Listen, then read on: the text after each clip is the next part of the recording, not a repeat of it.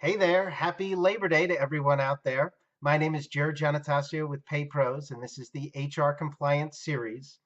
Our next couple of episodes are going to have interviews with the U.S. Department of Labor and the Maine Department of Labor. So definitely get your questions in to me so that they could possibly be part of the interview. If you're watching this on Facebook or if you're watching this on LinkedIn or YouTube, just go into the comments section and ask your question there.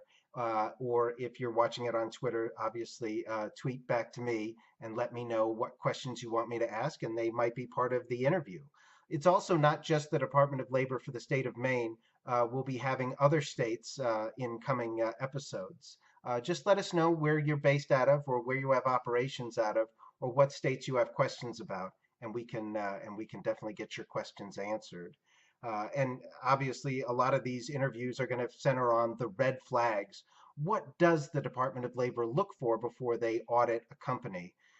So certainly useful information for a lot of HR people out there. So I look forward to your questions. Today's tip relates to food.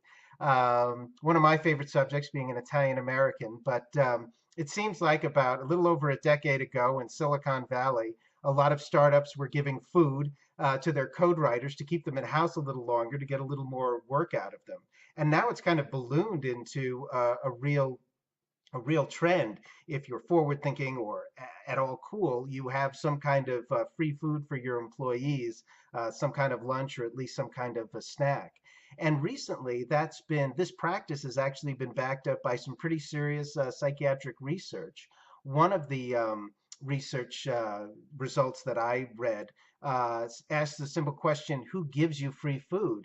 And the answer is, your mom, family, close friends. And so you're really associated with those people when you're a company, at least on a subconscious level, when you're a company giving free food.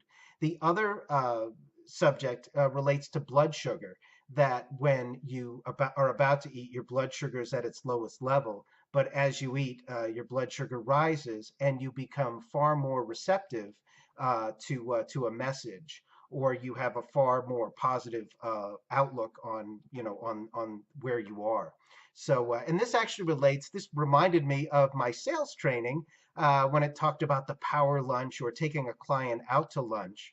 Really, the training centers around when you're waiting to be served, you're really not supposed to be talking about business. You're supposed to be talking about rapport building subjects, sports, or talking about kids or other light subjects. It's only after you've had a couple of bites to eat, and more importantly, your client has had a couple of bites to eat, that's when you really start getting into the serious subject matter.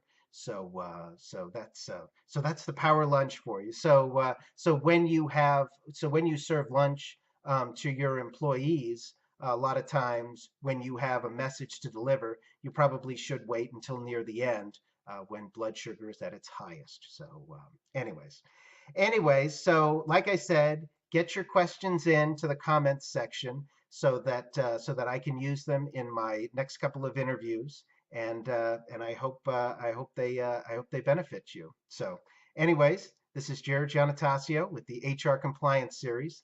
Thanks so much for watching. Bye now.